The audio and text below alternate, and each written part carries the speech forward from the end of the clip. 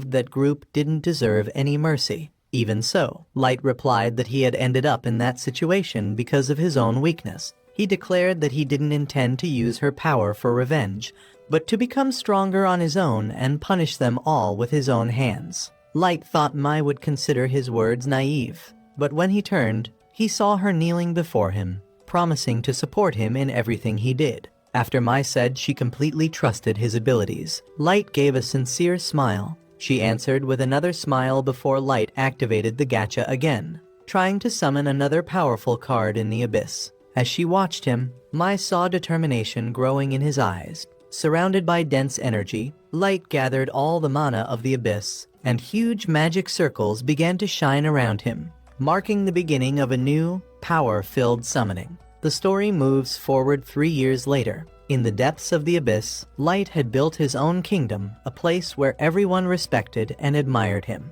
As he walked through the city, a resident approached to warn that the snack supplies were running low. Light replied that he would inform the administrator about the issue. This had been happening because the population had grown a lot in recent years, and perhaps it was time to review the entire logistics system of the kingdom. Curious, Light asked what the other members of the quartet were doing. May explained that everyone was diligently carrying out their duties. Yuki, for example, was on an exploration mission in the upper parts of the abyss, drawing new maps. Light thought that was an excellent decision, even though the surface forests were full of monsters. For a creature tamer like Aoyuki, that posed no danger. Then he asked about Ellie's progress, and May replied that she was doing very well, dedicating herself to developing new spells according to Light's grand plans. The king commented that there were many projects happening at the same time and hoped Ellie wouldn't end up overworked. May assured him there was nothing to worry about since everyone felt happy to serve him. Soon, he asked about Mizuna. May explained that she was patrolling the castle gardens as usual. Mizuna was a hand-to-hand combat specialist, but aside from that, there weren't many important tasks for her at the moment. Light thought it was great to have her around since her presence made the castle livelier. Later, as he crossed another room in the castle, Light was greeted by Jack. May scolded him, saying he should treat the master with more respect, but Light only smiled and said it was fine, as he saw Jack as an older brother. He said goodbye to May and told her he was going to train. The two began an intense physical training session, exchanging blows with speed and precision. Meanwhile, Mizuna continued her patrol through the castle. Some maids praised her for her good work and asked for a favor. They wanted her to check a very important and secret place, one they weren't allowed to enter. Mizuna went to the indicated place and knocked on the door. To her surprise, May appeared. She asked what Mizuna was doing there, in Master Light's room. Mizuna replied that she was just doing her patrol. May tried to send her away, claiming the room was safe, but Mizuna insisted and asked why she was inside. Slightly embarrassed, May reminded her that she was the head maid and that it was her duty to make sure the master's room was always spotless. While speaking, Mizuna entered the room and commented that the bed looked like it had been used recently, as if someone had rolled around and kicked the blankets while smelling the pillows. Nervously, May made up an excuse. She said she was the one who did that, as it was part of her unique bed-making style. Mizuna got curious and asked her to explain better, but May refused, saying she couldn't reveal her professional secrets. Mizuna thought that was amazing, as if it were a special ability meant only for household tasks, and said that May truly lived up to her reputation as the master's first and most important summon. May breathed a sigh of relief that Mizuna believed everything without suspecting a thing. Before leaving, Mizuna remembered a message from the maids for May. She handed her a letter that read, "We demand that all maids have the right to clean Master Light's room. You cannot monopolize this duty. Vote yes to remove the tyrannical head maid." May sighed and said she would deal with it later. To thank her, she handed Mizuna a few coins, and the girl happily left to spend them. At the market, she came across several options but didn't get confused. Her stomach already knew what it wanted: dorayaki and milk. Later, Mizuna went to the castle balcony and found Aoyuki there. She asked what her companion was doing back. Since she thought Aoyuki was still exploring the surface forests, Aoyuki only replied with a meow. Holding her dorayaki, Mizuna said she wouldn't share it. Aoyuki meowed again. Nazuna commented that she could keep meowing all she wanted, but she didn't understand what that meant. She asked if Ayuki had found any strong monsters during the exploration and offered help, saying that even though she was summoned later, she considered herself the older and stronger sister. Ayuki calmly explained that it wasn't like that she had just finished the map Mei had requested and returned to deliver it.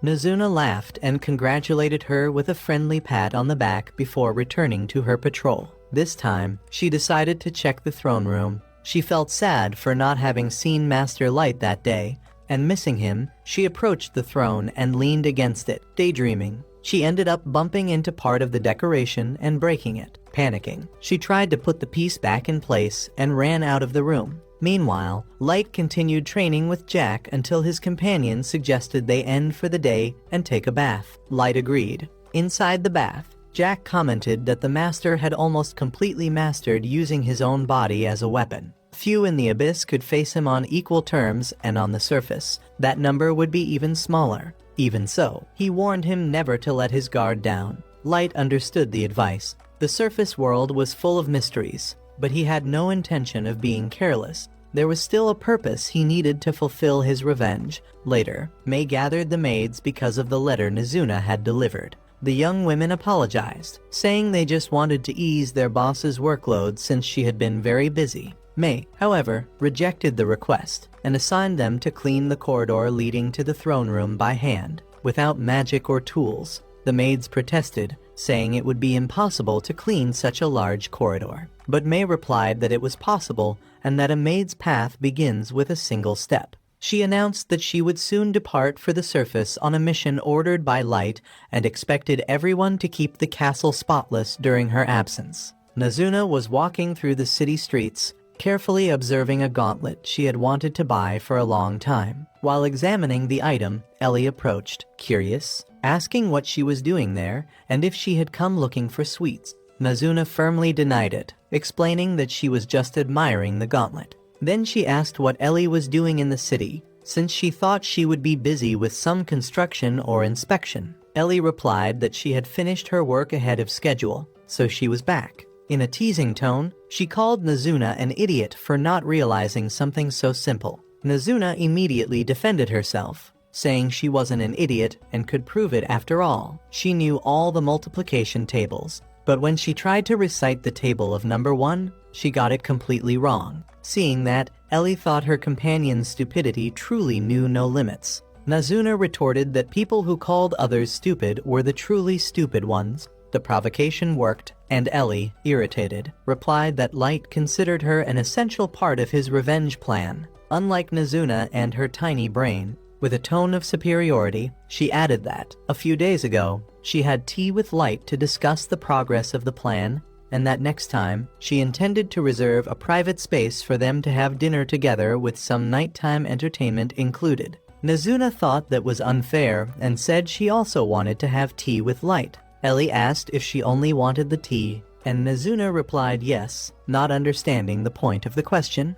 Ellie thought to herself that yes, there was something hotter than tea involved and wondered whether Nazuna was just naive or completely childish. Ignoring the teasing tone, Nazuna commented that Ellie was amazing with magic, but weak in hand-to-hand combat. She said that if Ellie ever needed help, she could count on her for any fight. After that, she said goodbye and went back to her patrol. Meanwhile, the castle maids were furious. The punishment imposed by Mei seemed unfair, since all they wanted was to clean Light's room actually, so they could smell his sheets and pillows. They complained that the head maid was always overloaded with tasks and didn't understand why she wouldn't let anyone else take care of that room. They recalled that Mei was Light's first summon, and that it took 3 months before Ayuki was summoned as the second. Consumed by curiosity and jealousy, they began to imagine what Mei might have done with Light during that time alone. Their assumptions became increasingly bold, to the point that they wished, out of envy and anger, for a curse to fall upon her. That was when Mei entered the room, having overheard part of their words while passing through the corridor. The maids tried to cover it up, flattering her in sweet tones, but it was useless. In the end, they confessed they were jealous of her relationship with Light. Mei sighed and explained that during the 3 months before Ayuki's summoning, Master Light had spent all his time reading and practicing different martial arts styles. There had been no room for any of the fantasies they were imagining. She also said she had come because she thought she might have been too harsh in ordering them to clean the entire corridor. But upon seeing their behavior, she realized she was wrong. Then she ordered them to clean the throne room as well. The maids tried to beg for mercy, but May only replied that they could clean the room in the same free time they used to talk badly about her exactly as they had been doing before being caught.